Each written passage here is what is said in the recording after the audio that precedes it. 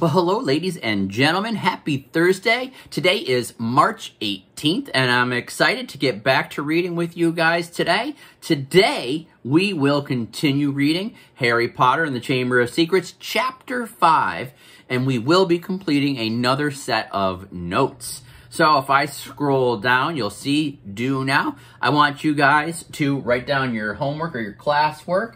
Today, we'll read Chapter 5, and we will complete a set of notes of your choice. This will be done on notebook page 51. So let's scroll down. Let's get right to it. We know these chapters are long. Okay, today in the table of contents, you will see right here, we have page 50. That is the Chapter 4 summary. That's the last page you guys should have in your notebooks.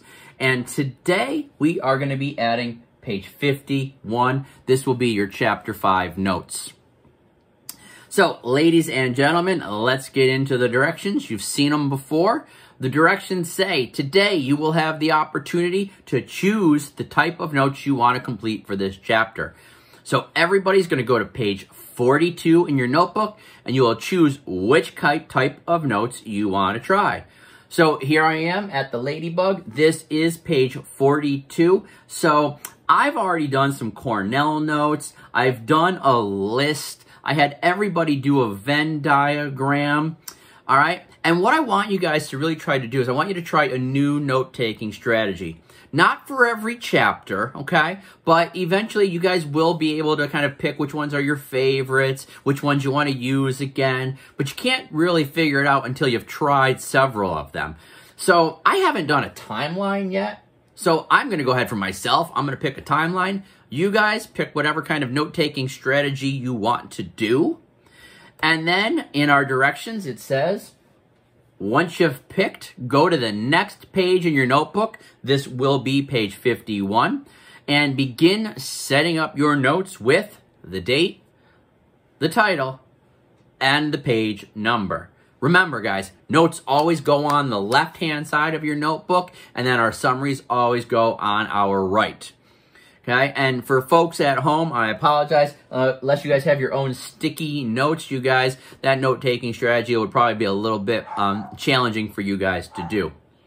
Okay, and I do want you to think about these questions, which is what note-taking strategy are you picking? And I want you to think about why. Why did you pick that note-taking strategy? What is it that you like about that note-taking strategy? Why does it work for you? And you can also even ask, you know, what is perhaps a negative to that note-taking strategy?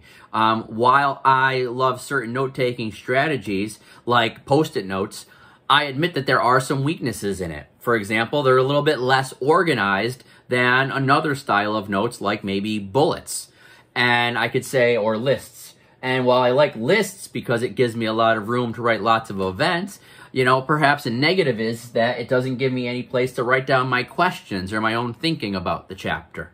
All right, so I do want you to think about those things while you guys are picking out your note-taking strategies. So right now, I am going to go over to my notebook page. So here I am in my Ladybug. I am turning ahead to page 51.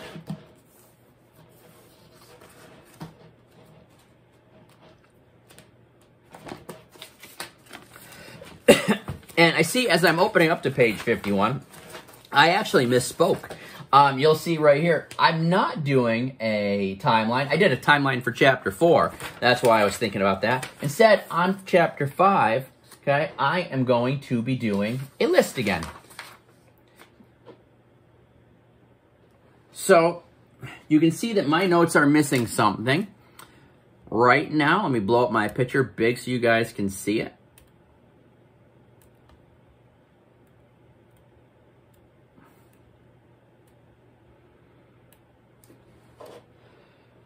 All right. I do have the page number. This is page 51.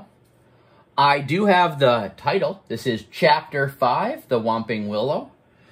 But I'm missing the date. So I need to go back in and I need to add the date. Now I'm pre-recording this, so I'm going to have to scroll up and look at the blog to see what date we are on. Today we are on March 18th. So let me get back over here and let's add that date.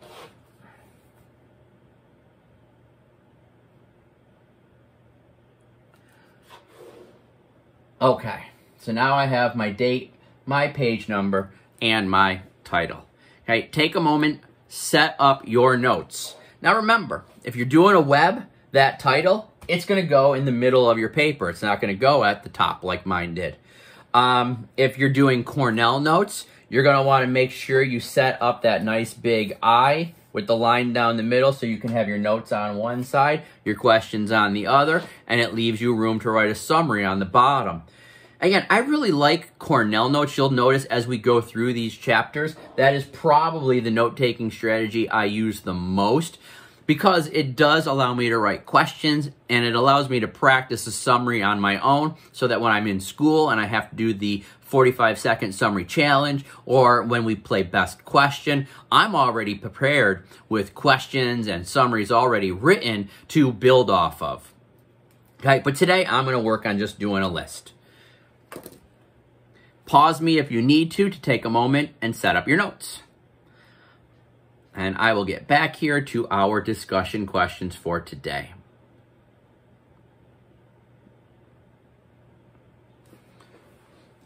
All right, ladies and gentlemen, now that my notebook page is set up, I'm going to be opening my book here to Chapter 5. Okay, Chapter 5 is titled The Whomping Willow. Let's get started. Okay, and at any time that you guys have something that you want to write down, again, you can pause the reading at any time, all right? I will try to remind you periodically at times that I think, hey, this is the spot where I would stop, I would write something down, all right? But at any point, you guys can pause this video, you can stop this reading, you can write something down, and then you can just go ahead and resume the video after you've written your notes down. All right, so at the end of Chapter 4, Harry and Ron and the entire Weasley family, they had just gotten done shopping on Diagon Alley. They got everything that they needed for school. Harry had the run-in with Lockhart. He got his picture in the newspaper. Mr. Weasley got into that big fight with Mr. Malfoy. All right, remember Harry traveled by Floo powder for the first time. And so as we start Chapter 5, we're really nearing the end of summer, nearing the end of Harry's time with the Weasleys, and we're getting ready to go head off to school. So here we are, Chapter 5, The Whomping Willow. The end of summer vacation came too quickly for Harry's liking. He was looking forward to getting back to Hogwarts, but his month at the Burrow had been the happiest of his life. So we see he spent an entire month with the Weasleys, pretty much the second half of the summer. It was difficult not to feel jealous of Ron when he thought of the Dursleys and the sort of welcome he could expect next time he turned up on Privy Drive. On their last evening, Mrs. Weasley conjured up a sumptuous dinner. Sumptuous, wow, what a great word. That would have been a good word for the Frere models from last lesson. Sumptuous dinner that included all of Harry's favorite things, ending with a mouth-watering treacle pudding. Fred and George rounded off the evening with a display of filibuster fireworks. They filled the kitchen with red and blue stars that bounced from ceiling to wall for at least half an hour. Then it was time for the last mug of hot chocolate and bed. It took a long while to get started the next morning. They were up at dawn, but somehow they still seemed to have a great deal to do. Mrs. Weasley dashed about in a bad mood, looking for spare socks and quills. People kept colliding on the stairs, half-dressed with bits of toast in their hands, and Mr. Weasley nearly broke his neck, tripping over a stray chicken as he crossed the yard carrying Ginny's trunk to the car. Now you need to remember, they're trying to get Ron, Ginny, Percy, Fred, George, and Harry. That's 6 kids all back to Hogwarts, plus the 2 adults, plus all of the animals that are going with them. That's a lot to try to organize in the morning. Harry couldn't see how 8 people, 6 large trunks, 2 owls, and a rat were going to fit into one small Ford Anglia. He had reckoned, of course, without the special features that Mr. Weasley had added. "Not a word to Molly," he whispered to Harry as he opened the trunk and showed him how it had been magically expanded so that the luggage fitted easily. When at last they were all in the car, Mrs. Weasley glanced into the back seat where Harry, Ron, Fred, George, and Percy were all sitting comfortably side by side, and said, "Muggles do know more than we give them credit for, don't they?" She and Ginny got into the front seat, which had been stretched so that it resembled a park bench. I mean, you'd never know it was this roomy from the outside, would you? So clearly, Mr. Weasley put some kind of an enchantment on the car to expand it on the inside so that it could fit everyone. Mr. Weasley started up the engine and they trundled out of the yard, Harry turning back for a last look at the house. He barely had time to wonder when he'd see it again, when they were back. George had forgotten his box of filibuster fireworks. 5 minutes after that, they skidded to a halt in the yard so that Fred could run in for his broomstick. They had almost reached the highway when Ginny shrieked that she'd left her diary. By the time she had clambered back into the car, they were running very late, and tempers were running high. Mr. Weasley glanced at his watch and then at his wife. "Molly, dear, no, Arthur. No one would see. This little button here is an invisibility booster I installed. That would get us up in the air. Then we fly above the clouds. We'd be there in 10 minutes and no one would be any the wiser." "I said no, Arthur. Not in broad daylight." They reached King's Cross at 11:15. Mr. Weasley dashed across the road to get trolleys for the trunks, and they all hurried into the station. Harry had caught the Hogwarts Express the previous year. The tricky part was getting onto platform 9 3/4, which wasn't visible to the Muggle eye. What you had to do was walk through the solid barrier dividing platforms 9 and 10. It didn't hurt, but it had to be done carefully so that none of the Muggles noticed you vanishing. "Percy first," said Mrs. Weasley, looking nervously at the clock overhead, which showed they had only 5 minutes to disappear casually through the barrier. Percy strode briskly forward and vanished. Mr. Weasley went next. Fred and George followed. "I'll take Ginny and you two come right after us," Mrs. Weasley told Harry and Ron, grabbing Ginny's hand and setting off. In the blink of an eye, they were gone. "Let's go together. We've only got a minute," Ron said to Harry. Harry made sure that Hedwig's cage was safely wedged on top of his trunk and wheeled his trolley around to face the barrier. He felt perfectly confident this wasn't nearly as uncomfortable as using Floo powder. Both of them bent low over the handles of their trolleys and walked purposefully towards the barrier, gathering speed. A few feet away from it, they broke into a run, and crash! Both trolleys hit the barrier and bounced backwards. Ron's trunk fell off with a loud thump. Harry was knocked off his feet, and Hedwig's cage bounced onto the shiny floor, and she rolled away, shrieking indignantly. Once again, great word for Frere models. People all around them stared, and a guard nearby yelled, "What in blazes do you think you're doing?" "Lost control of the trolley," Harry gasped, clutching his ribs as he got up. Ron ran to pick up Hedwig, who was causing such a scene that there was a lot of muttering about cruelty to animals from the surrounding crowd. "Why can't we get through?" Harry hissed to Ron. "I don't know." Ron looked wildly around. A dozen curious people were still watching them.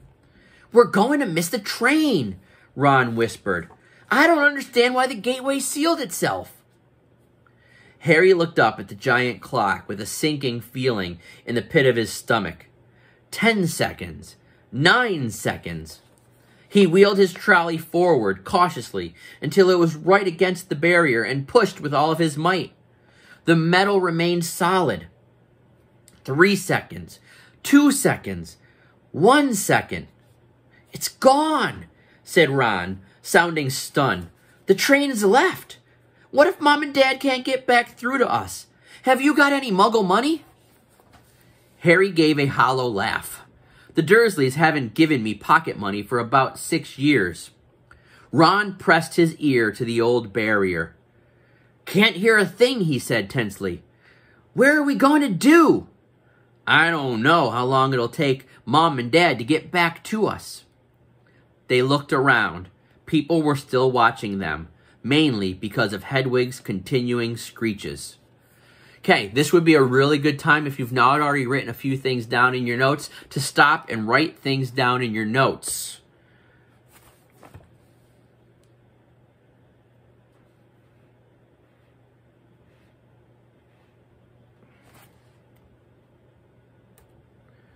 In my notes, you'll see I wrote down several things so far. I've got 3 bullets down.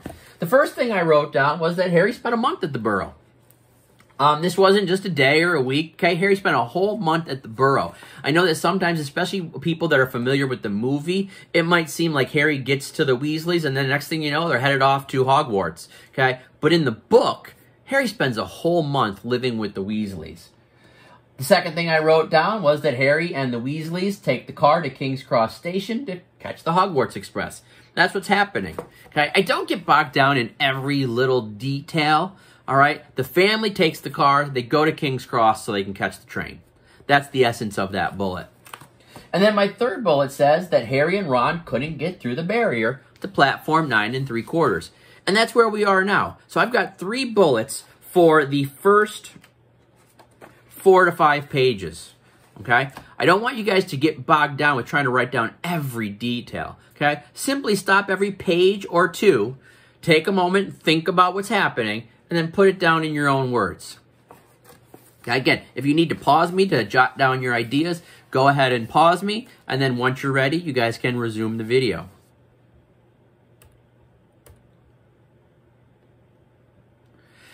This is also a good time to think about our discussion questions, and we'll be having these. So again, if you're watching these videos, this is something that you'd be missing out on. We have these discussions in class. The classroom teachers all have these discussions. The virtual students are able to listen in and participate in my classroom as we talk about these things. So 2 of the things that we're going to talk about is, why didn't Harry and Ron take the train? It's a level 1 answer. It's right in the book. But then a more interesting question is, what would you have done if you missed the train? So now we can start talking about, okay, what would you do? You missed the train, what do you do in this situation? All right, and then here, do you think Harry and Ron made a smart decision? We haven't gotten there yet because we don't know what decision they're going to make. But again, these are the kinds of questions that we talk about in class. So let's continue reading so we can figure out what was the decision that Harry and Ron made, and then we can answer this question about, do we think it was a smart decision?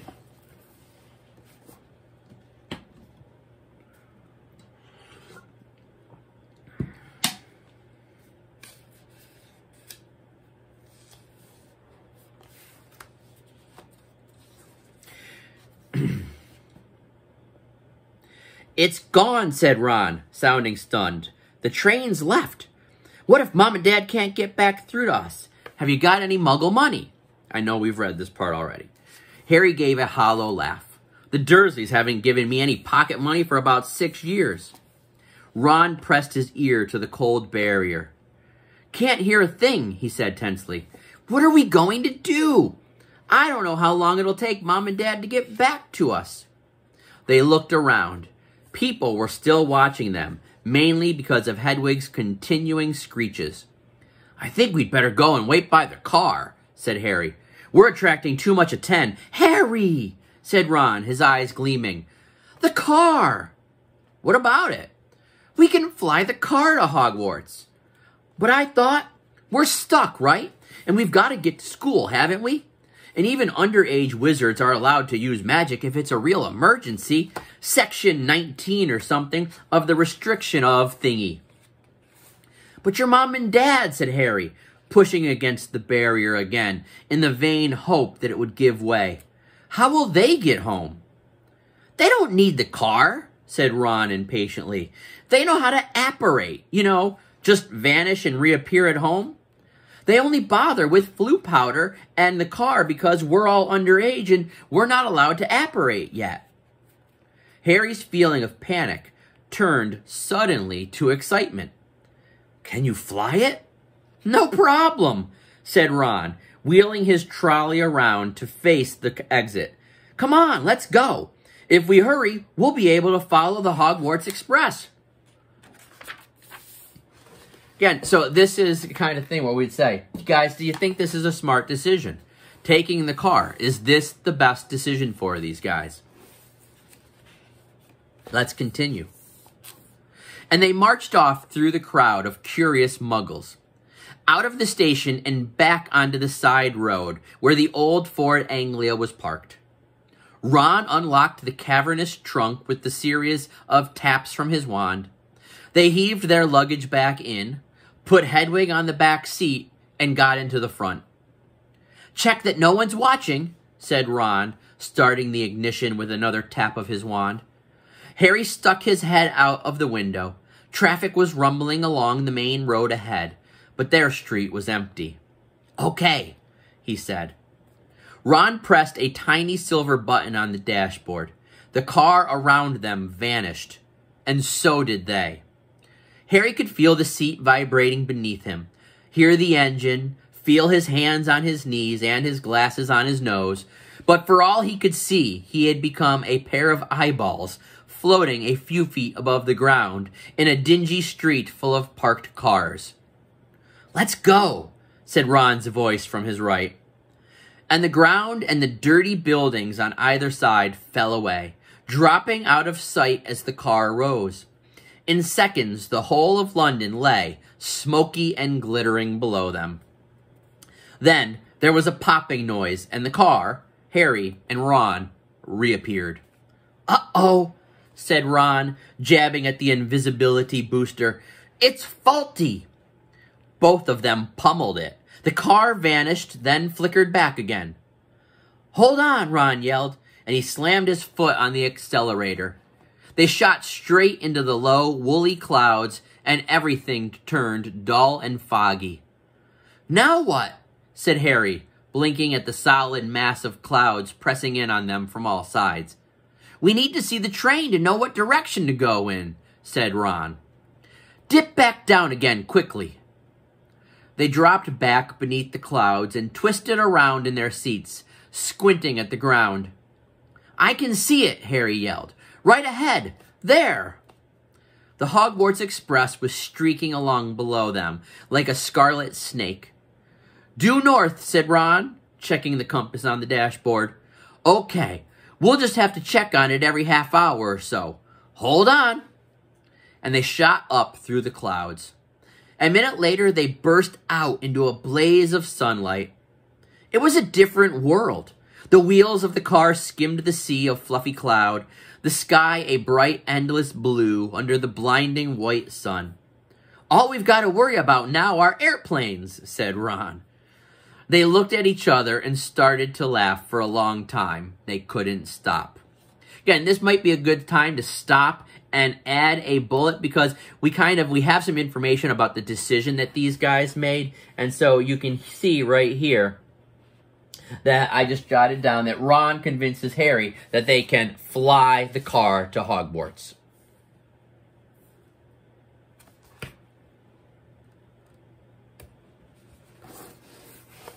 Okay, let's continue.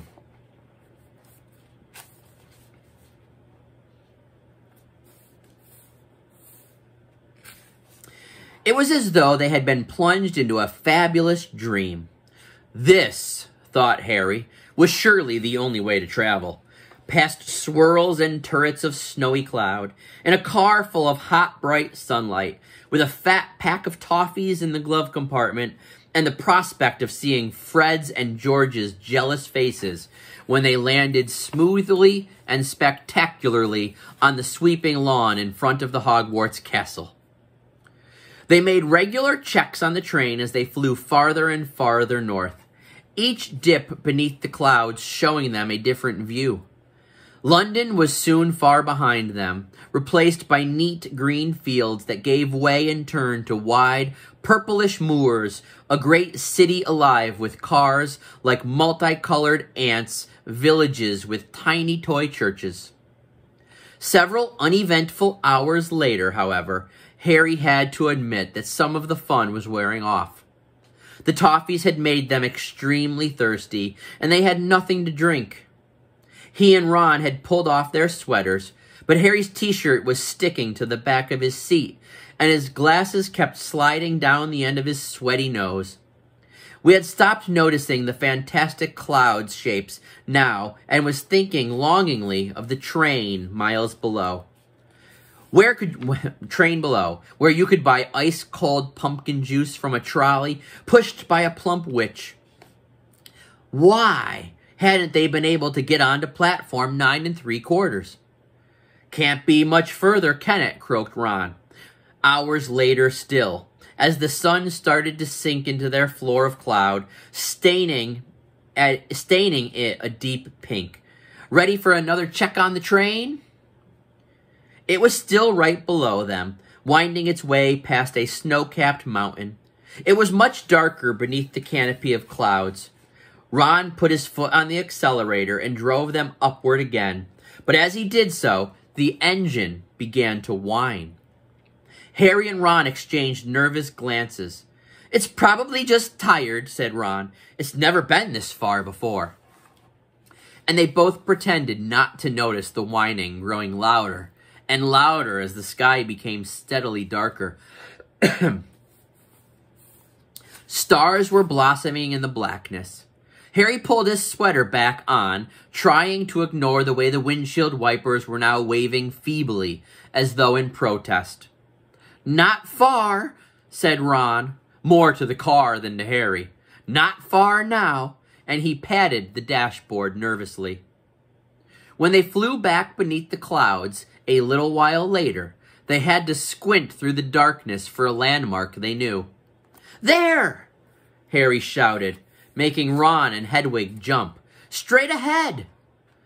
Silhouetted on the dark horizon, high on the cliff over the lake, stood the many turrets and towers of Hogwarts Castle. But the car had begun to shudder and was losing speed. "Come on," Ron said cajolingly, giving the steering wheel a little shake. "Nearly there. Come on."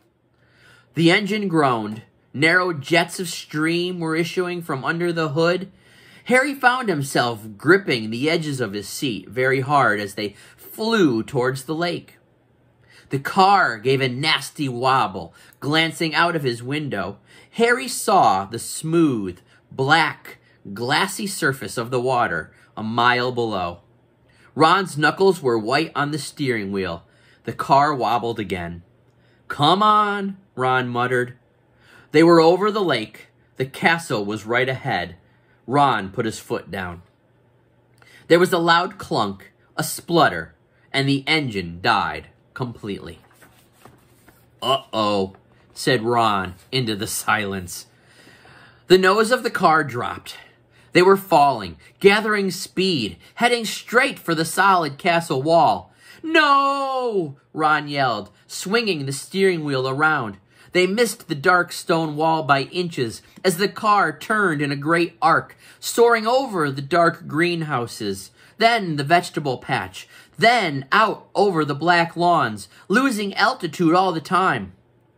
Ron let go of the steering wheel completely and pulled his wand out of his back pocket.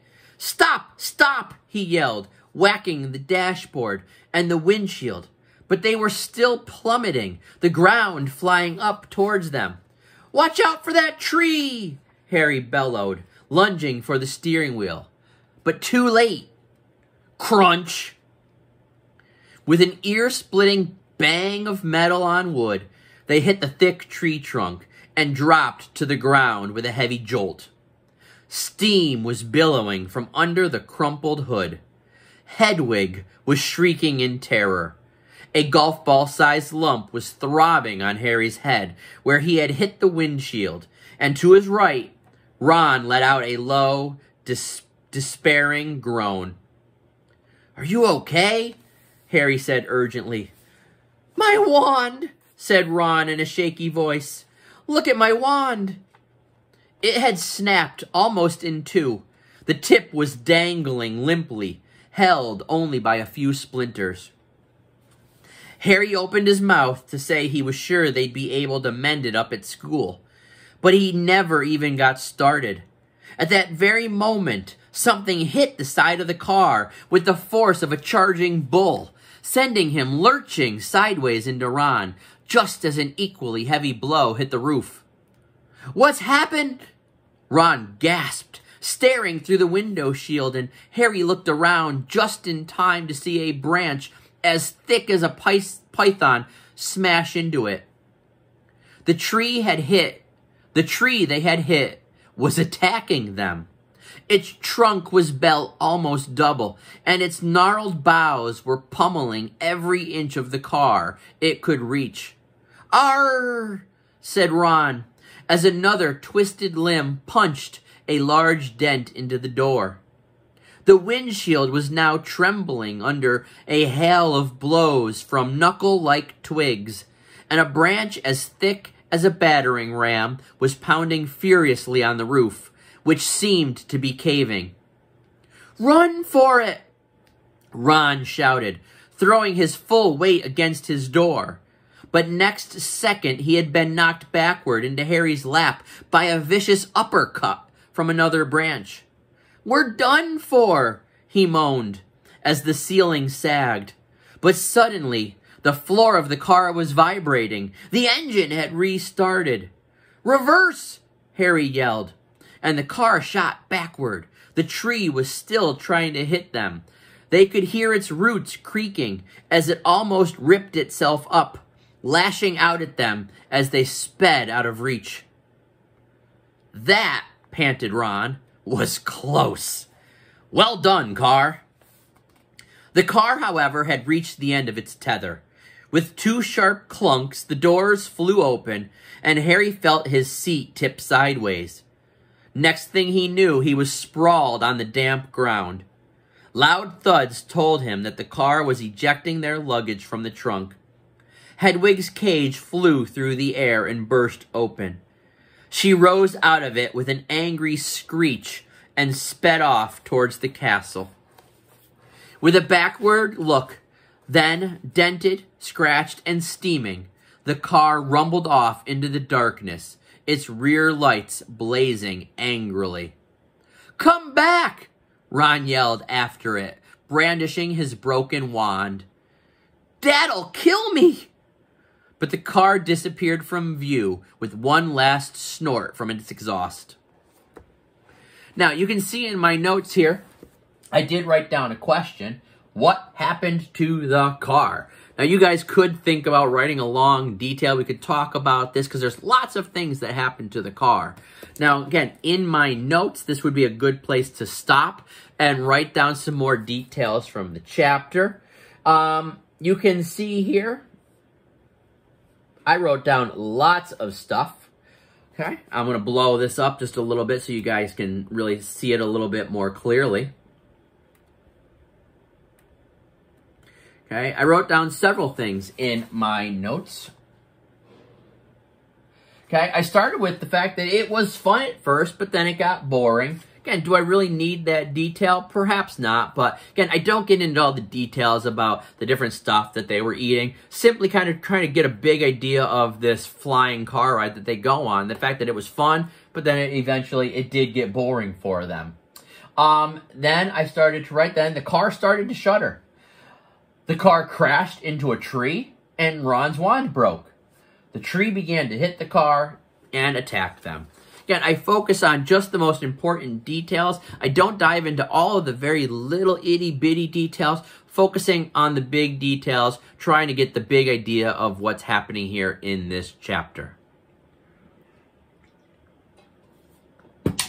Now, hopefully you guys can guess that this tree has a name. This is the Whomping Willow. It is the tree which gives the chapter its name. All right, so Harry and Ron, they've made it to Hogwarts in an unusual way, of course, and they had a very eventful landing. So let's continue to read and see what happens next.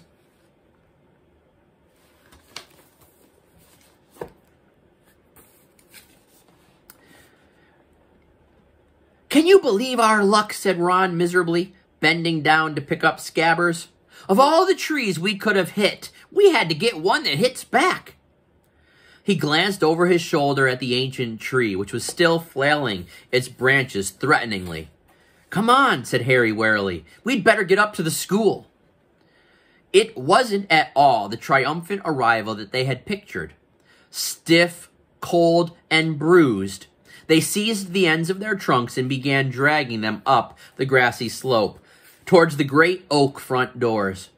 "I think the feast's already started," said Ron, dropping his trunk at the foot of the front steps and crossing quietly to look through the bright-lit window. "Hey, Harry, come and look. It's the sorting." Harry hurried over, and together he and Ron peered in at the great hall. Innumerable candles were hovering in mid-air over 4 long crowded tables, making the golden plates and goblets sparkle. Overhead, the bewitched ceiling, which always mirrored the sky outside, sparkled with stars. Through the forest of pointed black Hogwarts hats, Harry saw a long line of scared-looking first-years filing into the hall. Ginny was among them, easily visible because of her vivid Weasley hair.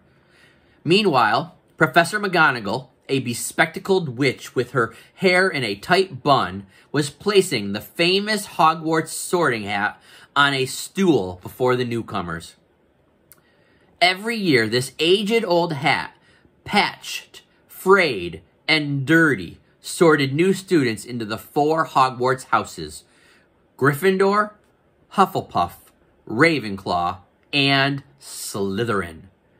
Harry well remembered putting it on exactly 1 year ago and waiting, petrified, for its decision, as it muttered aloud in his ear. For a few horrible seconds, he had feared that the hat was going to put him in Slytherin, the house that had turned out more dark witches and wizards than any other. But he had ended up in Gryffindor, along with Ron, Hermione, and the rest of the Weasleys. Last term, Harry and Ron had helped Gryffindor win the house championship, beating Slytherin for the first time in 7 years. Now, many of you guys know that I just so happen to have the sorting hat right here. It's sitting right over my head, right over the screen behind me. If you look, you can see the sorting hat. And here he is, the good old sorting hat. Now, if I can get the sorting hat to do a little talking here, we'll see. Now, you're going to have to listen very carefully. Let's try that again. There's nothing hidden in your head the sorting hat can't see. So try me on and I will tell you where you ought to be. Ravenclaw! Gryffindor! Slytherin! Hufflepuff! Just and loyal! True! Yes, clearly Hufflepuff! In case you didn't hear it, my hand is being placed into the Hufflepuff house. All right, so there you go. There's the sorting hat. So Harry and Ron, when they get to the castle, they look in the window and they're watching the sorting ceremony. So they see the 4 houses. All the students are there. The first years, they're being sorted into their houses by the sorting hat. I'm going to take the sorting hat. We're going to put him back up on the shelf for safekeeping. And then we can continue to read. Okay? As you know, if you guys haven't figured out, I am a big fan of Harry Potter. I've got lots and lots of collectibles. If I can remember throughout these readings, I'll try to bring them in from time to time to show you. All right, so let's continue, all right, to read. Because again, everybody else, all the other Hogwarts students, they're all in this thing. It's called the Great Hall, okay, where all of the students, it's kind of like the big cafeteria where they go for the big meetings. They go to eat their breakfast, lunch, and dinner, all right? Special events are held here in the Great Hall. And Harry and Ron are the only ones that aren't there. And again, you have to remember, in the Wizarding world, Harry's famous, okay? So I'm sure that his absence was noticed on the train.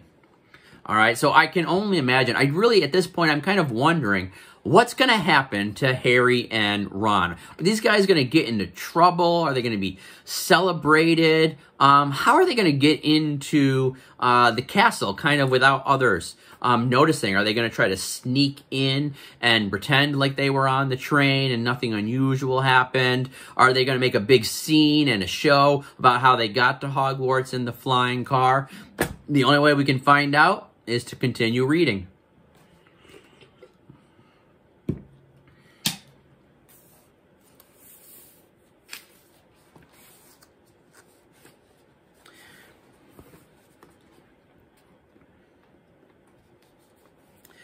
A very small, mousy-haired boy had been called forward to place the hat on his head. Harry's eyes wandered past him to where Professor Dumbledore, the headmaster, sat watching the sorting from the staff table, his long silver beard and half-moon glasses shining brightly in the candlelight. Several seats along, Harry saw Gilderoy Lockhart, dressed in robes of aquamarine, and there at the end was Hagrid, huge and hairy, drinking deeply from his goblet.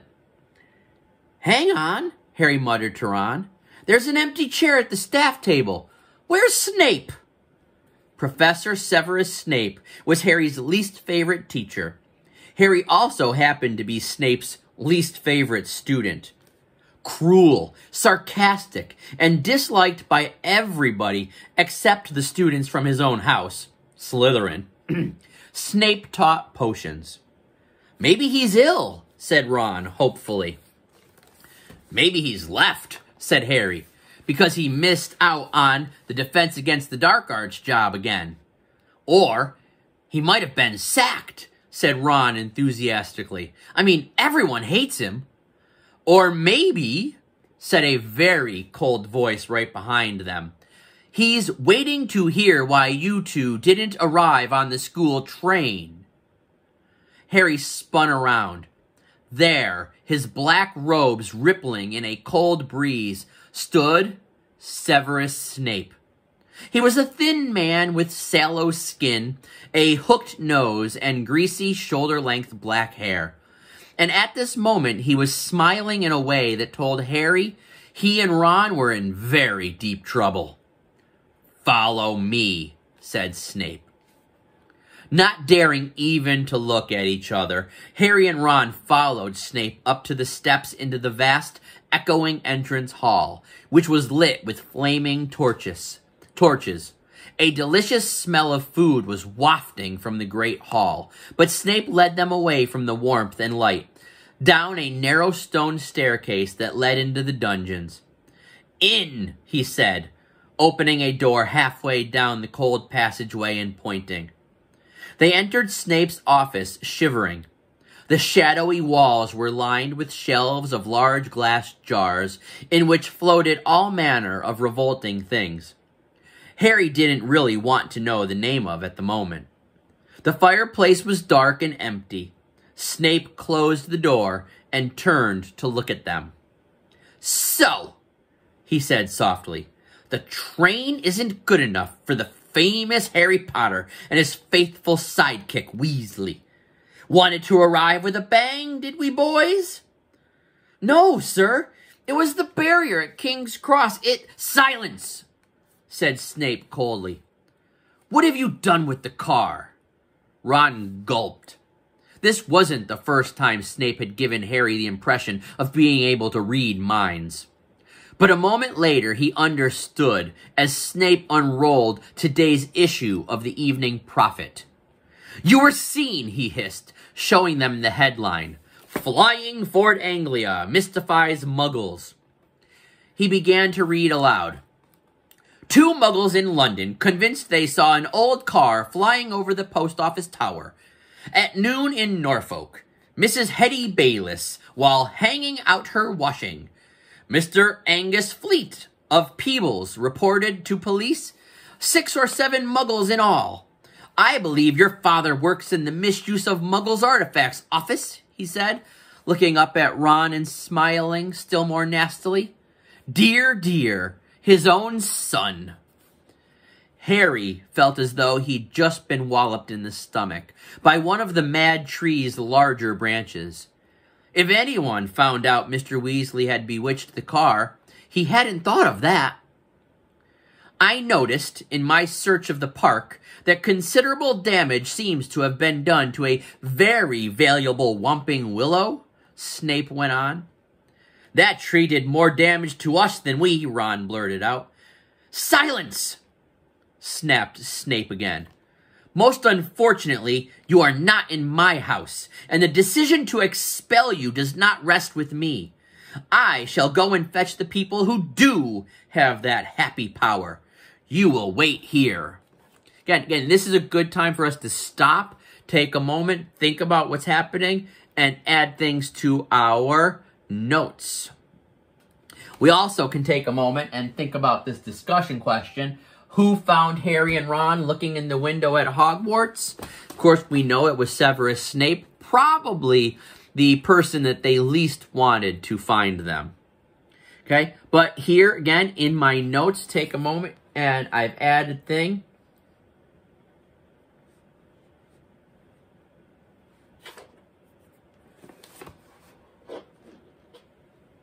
And you can see here in my notes, I have added that the tree began to hit the car and attack them. We got that part. And then Harry and Ron, they go to see the sorting ceremony. Snape catches them looking in the window. And Snape takes them to his office and he yells at them.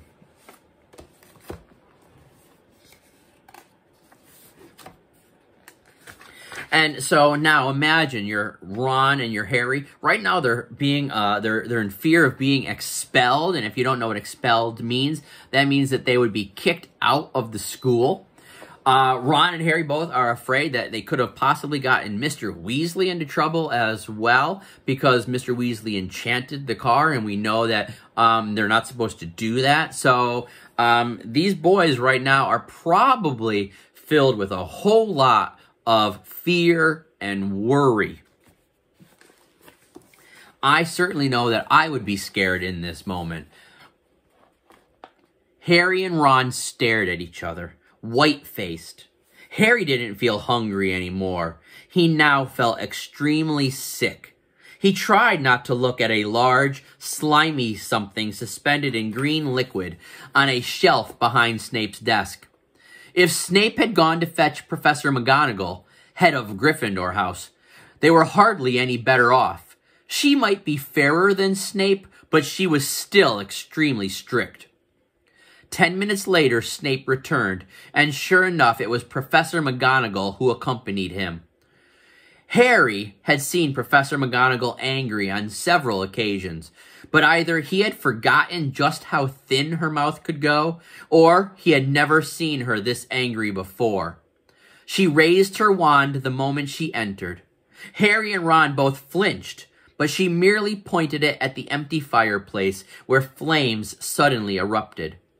"Sit," she said, and they both backed into chairs by the fire.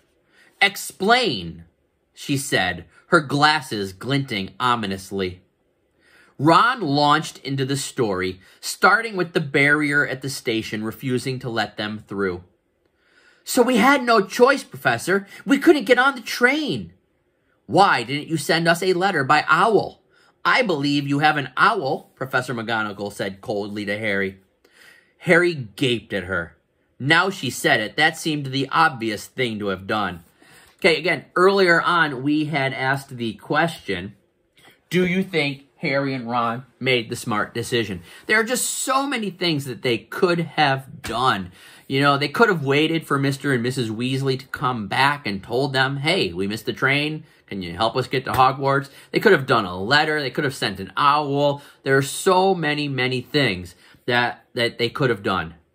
And here's where I remember that Harry and Ron are in the Gryffindor house.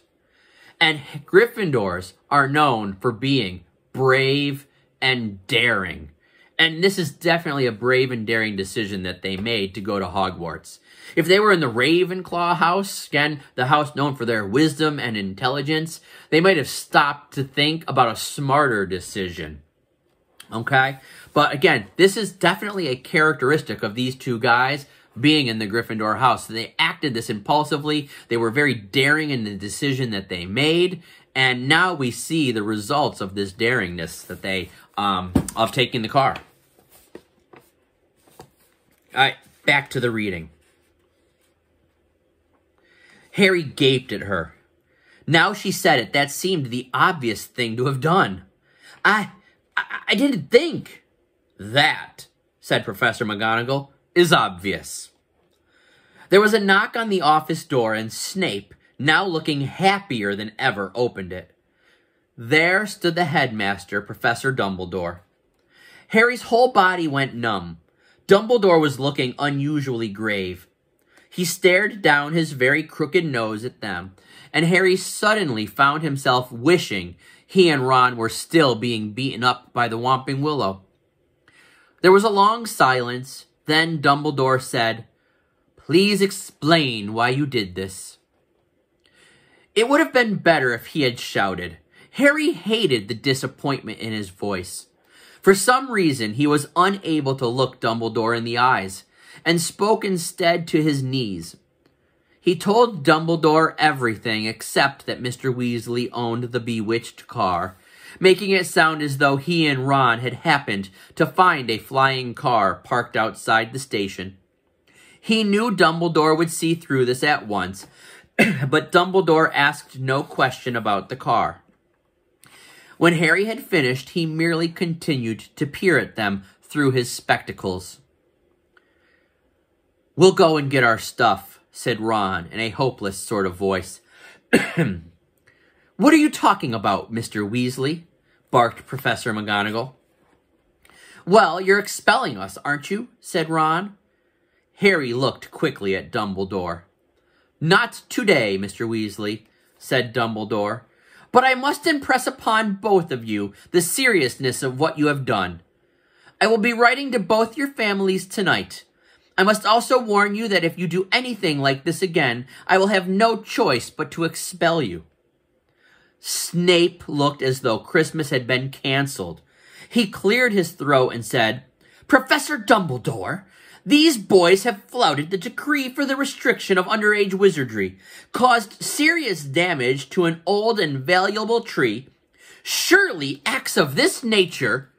It will be for Professor McGonagall to decide on these boys' punishments, Severus," said Dumbledore calmly. "They are in her house, and therefore her responsibility." He turned to Professor McGonagall. "I must go back to the feast, Minerva. I've got to give out a few notices. Come, Severus, there is a delicious-looking custard tart I want to sample."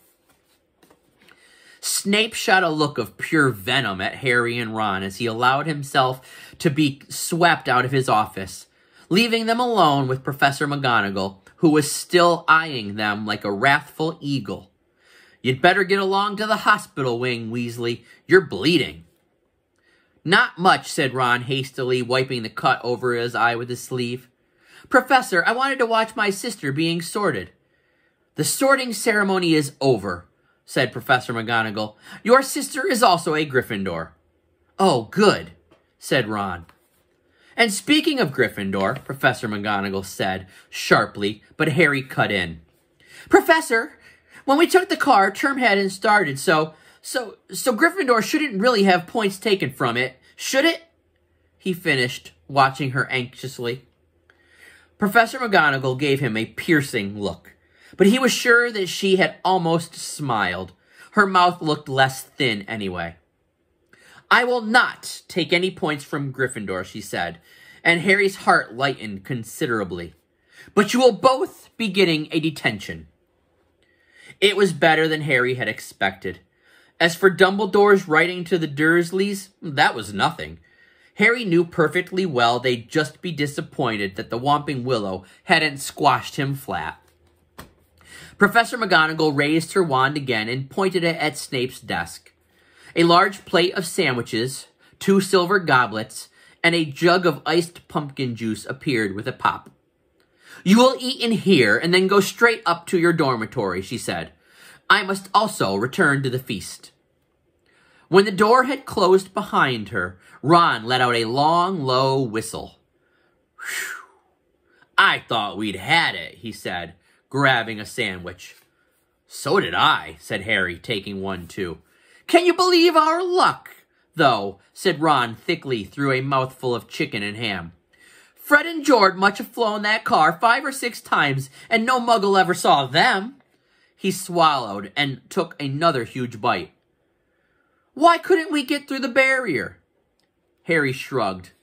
"We'll have to watch our step from now on, though," he said, taking a grateful swig of pumpkin juice.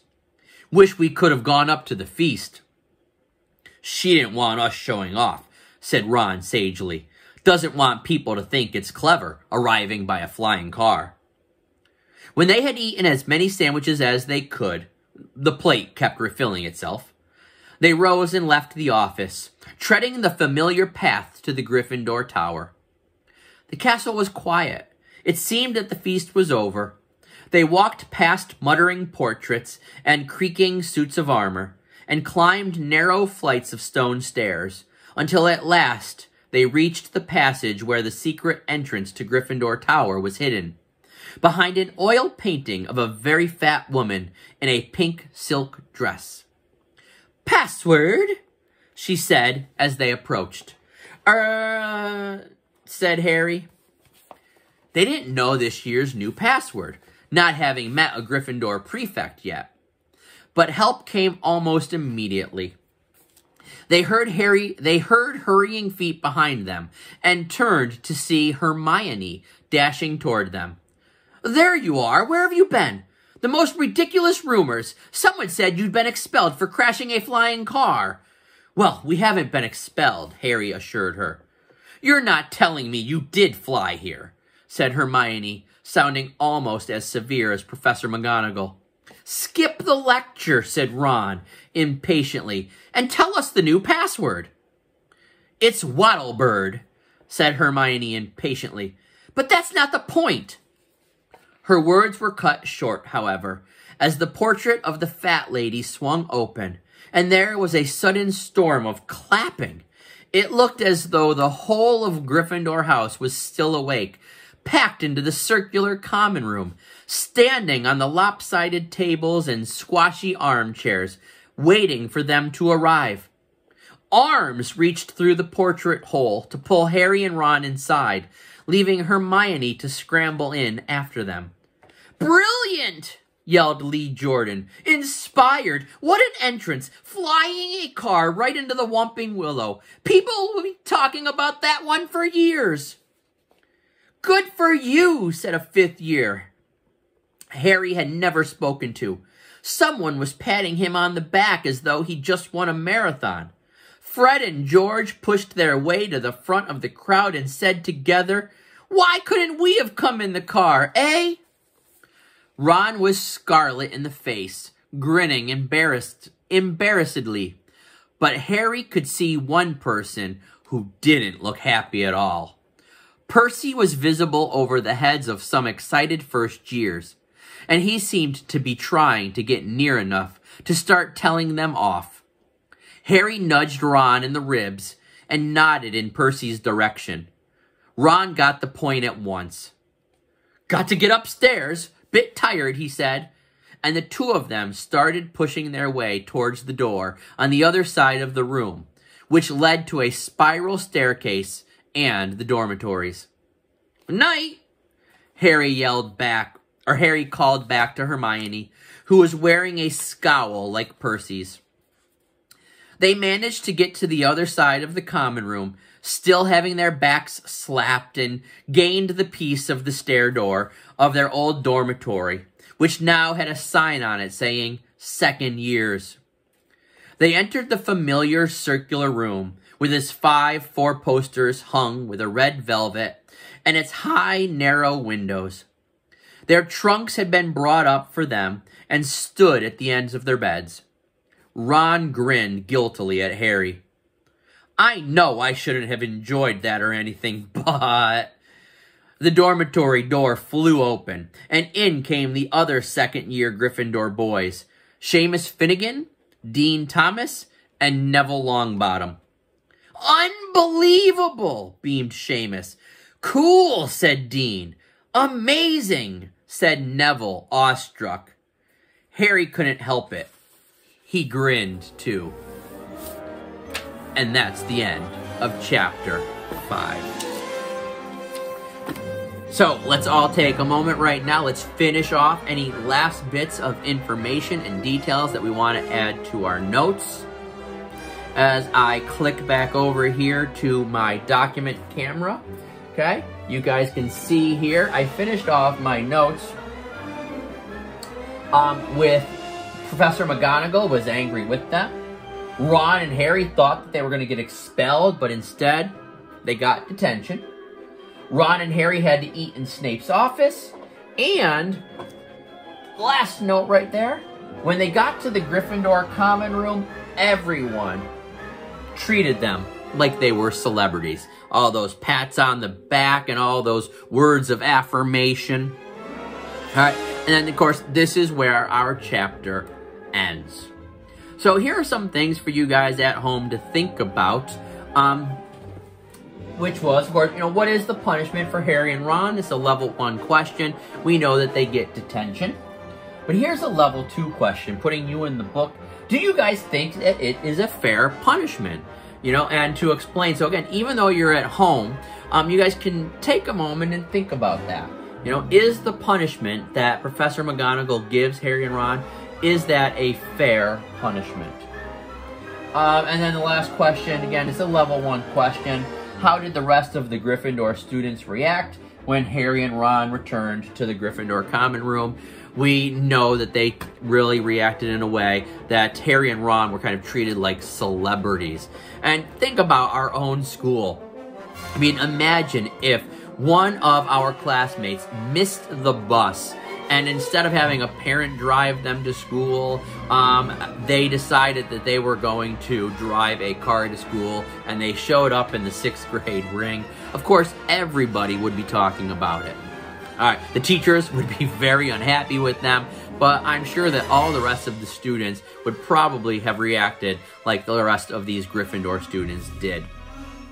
All right, ladies and gentlemen, your only assignment that you need to do now for me tonight is make sure that you guys go over to our Google Classroom. Make sure that you click on the Classworks tab, and then right above the vocabulary model assignment that we did yesterday, you will see here, we do have our Chapter 5 notes, so you would click on that, and just like the first 4 chapters, make sure that you guys upload a picture of your notes so I can see that they are done. And again, I want to see that you have your date, your title, your page number at the top of the page, and I want to see full detailed notes when you guys are doing your notes.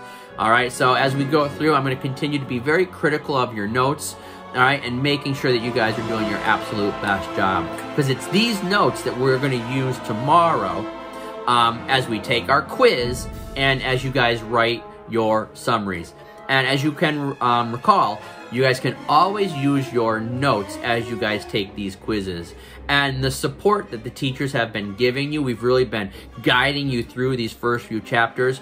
We'll still continue to guide you as we start to set up our answers, but we're going to slowly but surely pull some of that support away and really let you guys try to answer these questions more and more on your own as you develop your ability to write written responses. All right, so ladies and gentlemen, I really enjoyed reading that chapter with you, and tomorrow I look forward to writing about Chapter 5, The Whomping Willow. So until then, have a great afternoon, have a great night, stay safe, and I'll see you guys tomorrow. Bye-bye.